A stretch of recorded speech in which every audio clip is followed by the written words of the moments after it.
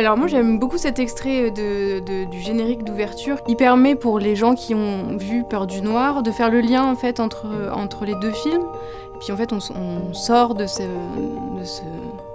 noir et on arrive enfin à la couleur. C'est justement cette palette de couleurs qui en fait nous émerveille et voilà. Comment est né le projet finalement ? Après l'expérience de Pinocchio pour Lorenzo, qui était une expérience différente, puisqu'en fait il ne réalisait pas. Je pense que c'est ça qui a fait mûrir en toi l'idée de te dire que tu allais prendre un film de A à Z. Un peu, j'ai dit, si tu voulais faire un film en long métrage, mais déjà avant. Hein, oui. Qu'est-ce que tu aimerais faire ? Moi, tout de suite, j'ai sorti la fameuse Invasion. Ouais. C'était très naturel. Moi, je voulais faire des bandes dessinées déjà à 16 ans, 15 ans. Quand un grand écrivain il s'est mis et fait une bande dessinée, c'était les 79.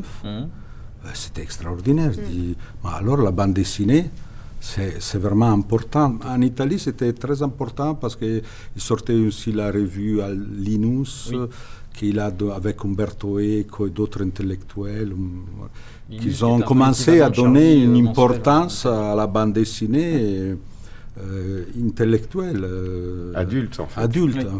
Oui, adulte. Et l'effet que Buzzati il a fait aussi une bande dessinée, pour moi, c'était vraiment très important. Alors, je connaissais vraiment bien, en plus, tout son monde visionnaire, symboliste, très mystérieux, très étrange. Ça me plaisait beaucoup. Alors moi je veux parler d'un ouvrage qui s'appelle Feu, donc un ouvrage de Lorenzo Mattotti. La construction de ce livre est extraordinaire. La construction chromatique, la construction graphique est absolument saisissante. C'est donc ce choc esthétique qui perdure ou qui traverse tout l'ouvrage, qui en fait certainement un des plus grands ouvrages de la bande dessinée contemporaine.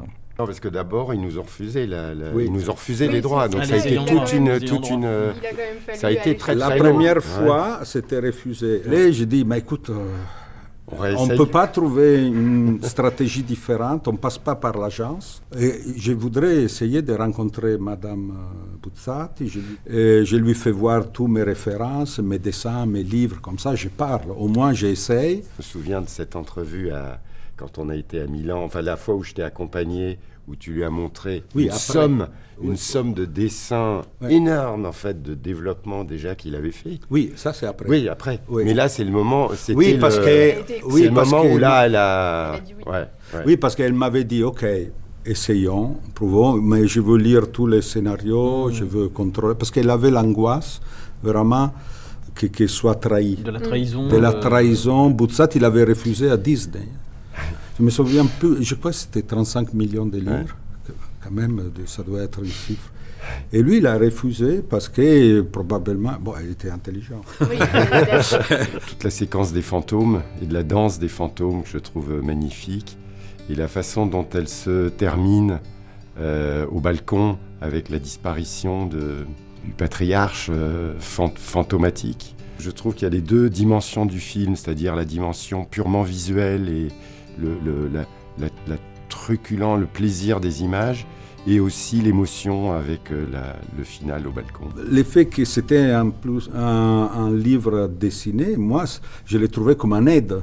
Je ne le trouvais pas comme un obstacle. Je dis, au moins, il y a ces dessins. On peut prendre. J'ai essayé de prendre le maximum des petits détails, des idées, des choses, pour être d'abord respectueux de son monde, mais aussi pour m'aider à créer un monde que c'était pas à moi. C'est pas...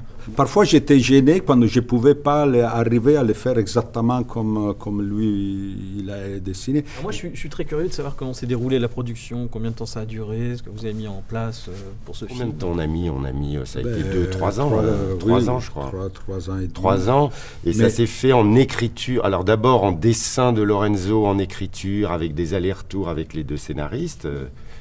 Thomas Bidguin et Jean-Luc Fromental, et tout ça donc au travers de ce qu'on appelle un animatique, qui est un outil absolument essentiel de création dans les films d'animation, qui consiste en fait sous forme d'un diaporama du storyboard de construire la narration du film dans son rythme, ses intentions de mouvement, d'acting, et en ajoutant ensuite les voix.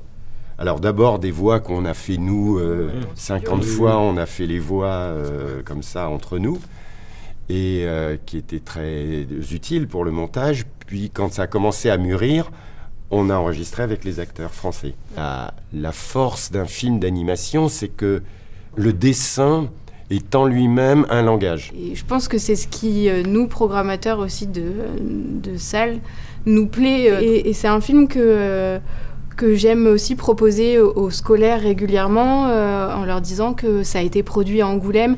Alors il y a aussi peut-être ici ce lien un peu particulier, c'est qu'il a été fait juste ici, il a été testé régulièrement dans cette salle. Et en même temps, les plus grands, ils trouvent un intérêt. Oui. C'est aussi dans l'écriture, c'est arriver à être, comme dit Lorenzo, compréhensible par des enfants petits, et en même temps de ne pas perdre la complexité qui va intéresser les adultes, on va dire. Celle qui m'a donné du plaisir aussi à la faire, c'est la bataille et les spectacles contemporains, les mélanges des deux.